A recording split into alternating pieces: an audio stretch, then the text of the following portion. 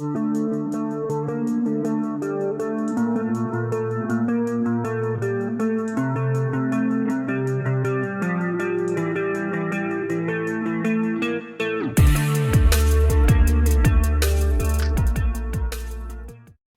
what up, my dudes? I thought we'd go over a couple of the error codes that occur when using a Cronus Zen. These are random. I don't know when they do or don't occur. They just kind of happen. So there's an error code 3002 and then the error code 2021. Those are the most common ones that you can find.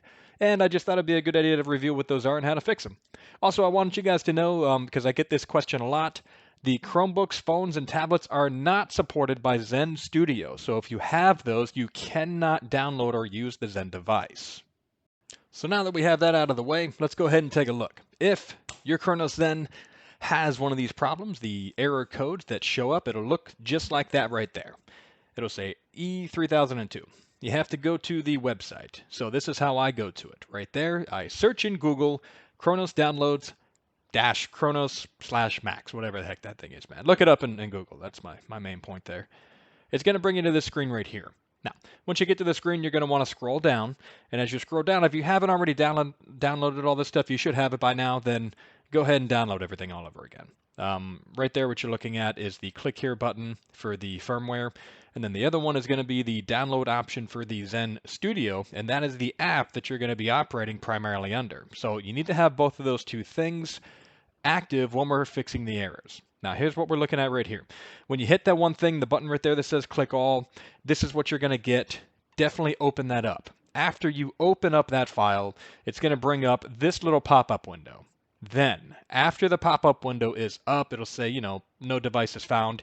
You now have to get your Cronus Zen and you have to attach it to your PC or the other things that we had mentioned with the shorter cable. So the shorter cable that you're looking at right there goes into the top of the Cronus Zen, and then it plugs in directly to your computer.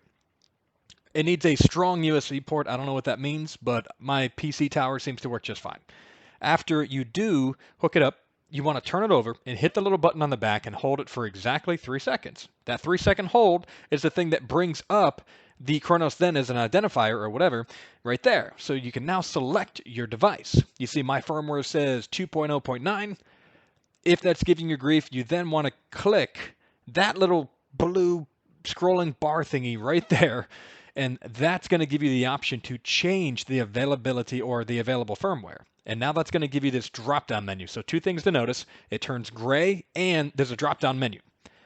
In that drop-down menu, you're going to choose an older version of the firmware.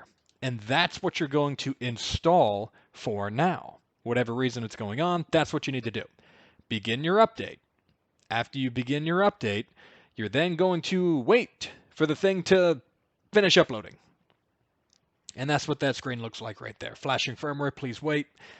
After everything's all said and done and you've uploaded everything again, you'll get the screen basically that says, update complete. At that point, you can then unhook your Zen device and then rehook it and get the latest firmware.